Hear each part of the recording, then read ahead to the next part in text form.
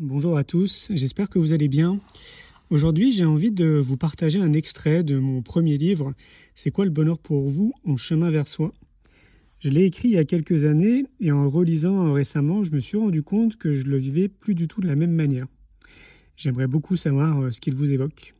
Le bonheur, un état d'esprit. Nombreux sont les adultes qui, comme moi, ont le souvenir d'une scolarité, d'une enfance ponctuée de hauts et de bas, avec son lot de difficultés. À vous qui débutez cette lecture, j'aimerais rappeler que quel que soit votre passé, rien n'empêche le bonheur au présent. J'en suis le parfait exemple. Et c'est pour cela que j'ai à cœur de partager mon histoire. L'enfant étiqueté, dyslexique et dysorthographique que j'étais a aujourd'hui le sentiment de pouvoir rassurer toute personne qui se sent concernée par le stress d'apprentissage ou par le fait d'être différent. Il est possible de créer sa vie de rêve sans être un parfait petit écolier. Rien n'est figé, la vie est un perpétuel mouvement, et heureusement. Vous avez ainsi entre les mains mon premier livre, C'est quoi le bonheur pour vous en chemin vers soi. Je vous souhaite la bienvenue dans cette lecture que j'ai organisée comme un voyage en 6 escales. Le voyage est très important pour moi, car, je vous en parlerai, j'en ai fait mon premier outil de connaissance de soi.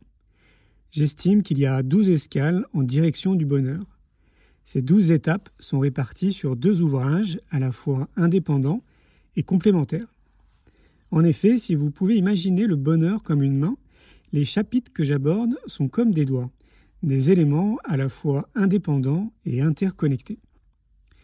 Loin de moi l'idée de vous proposer une recette toute faite pour devenir la meilleure version de vous-même. Nous avons tous un chemin unique et vous êtes la personne la mieux qualifiée pour savoir ce qui est bon pour vous.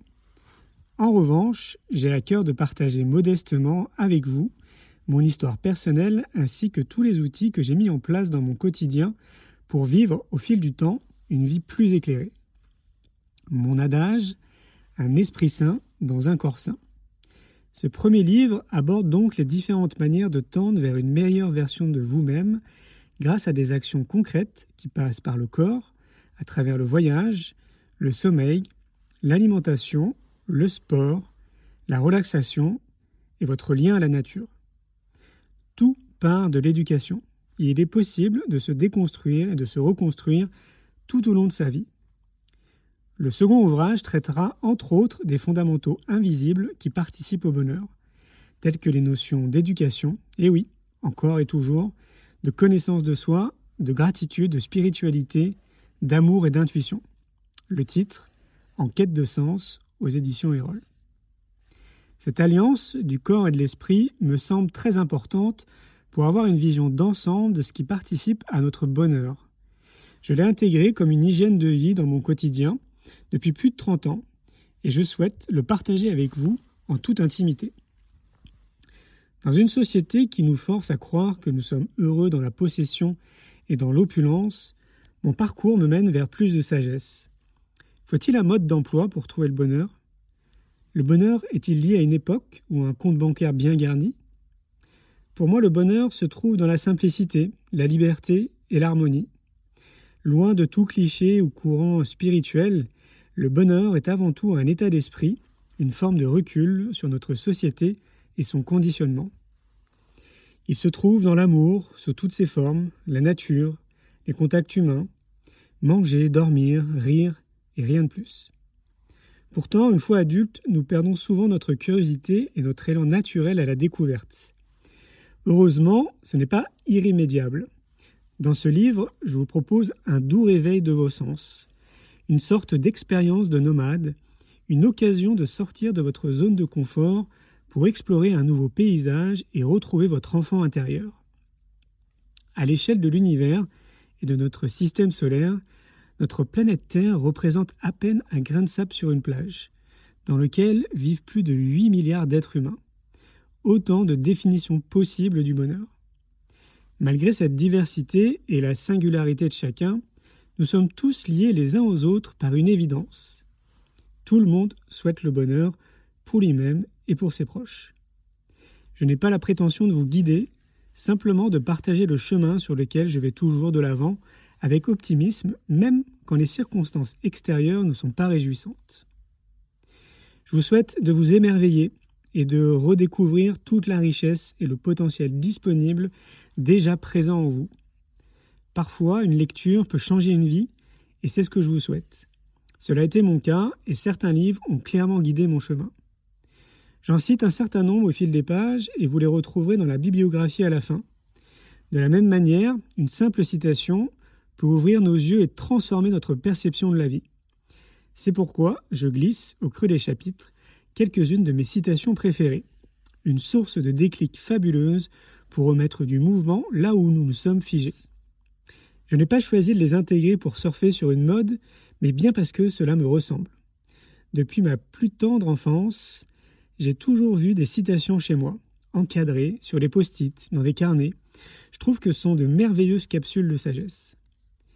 Je crois profondément que le bonheur n'est pas une question de chance ou de hasard. Je pense que prendre soin de soi tous les jours, préserver sa confiance et sa liberté et inspirer les autres à faire de même est une responsabilité citoyenne.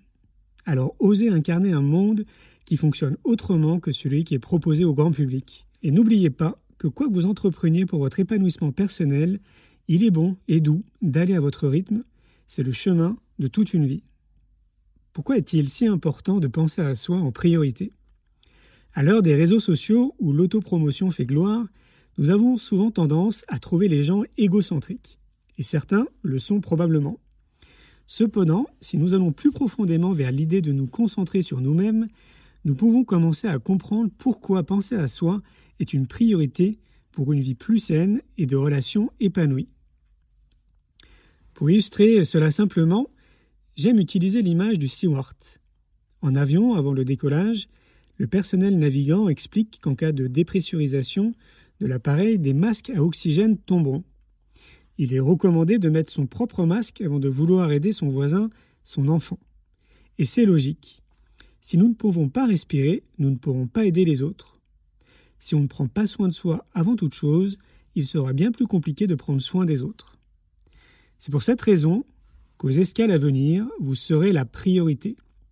Lorsqu'on se consacre à soi et que l'on cesse de se sentir coupable, les bénéfices sont nombreux. D'abord, vous allez améliorer votre santé.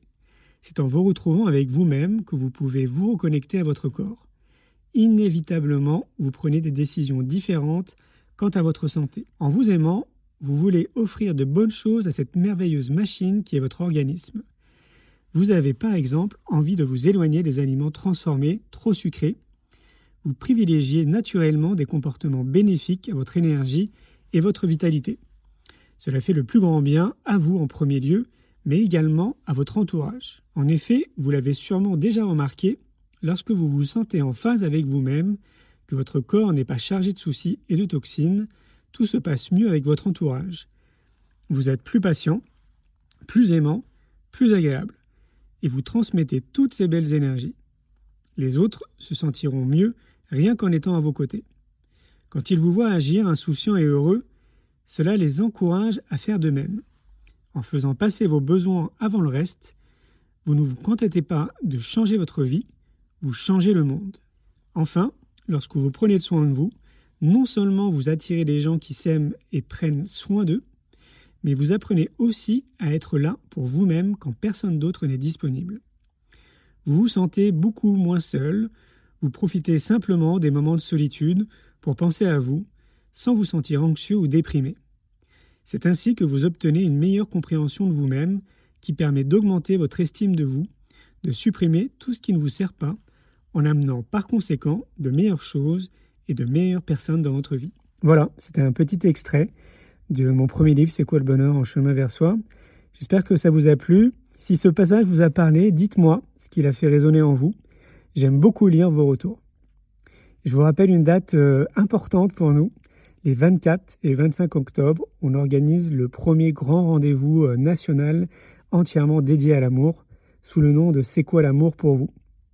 C'est à Antibes, au Palais des Congrès, et on sera entouré de Frédéric Lenoir, de Thérèse Argot, Nathalie Lefebvre, de Paul Devendre, vous savez, l'homme qui a créé le spectacle « Les hommes viennent de Mars et les femmes viennent de Vénus », Laura Pinson, il y a également Florentine Aulnoy-Wang, et je vous laisse découvrir toute la programmation en ligne. Vous tapez « Congrès, c'est quoi l'amour pour vous ?» Ça va être magique, les amis. Je Je vous souhaite un bel été. Si l'éducation et le futur de l'école vous intéressent également, je vous invite à découvrir mon autre podcast Innovation en éducation.